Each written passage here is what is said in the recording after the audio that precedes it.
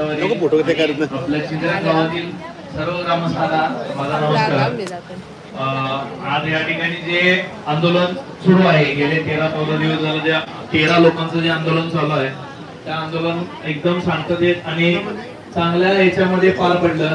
कोणताही गालबोट लागला नाही, कायदा सुव्यवस्थेचा कोणताही प्रश्न निर्माण झाला नाही, त्याबद्दल मी या सर्वांचं धन्यवाद देतो। आणि ज्या तुमच्या मागण्या आहेत त्या शासन दरबारी देण्यात आलेल्या आहेत। शासनाकडून आपल्या ज्या मागण्या आहेत त्या मान्य होतीलच, त्यात शंका नाही।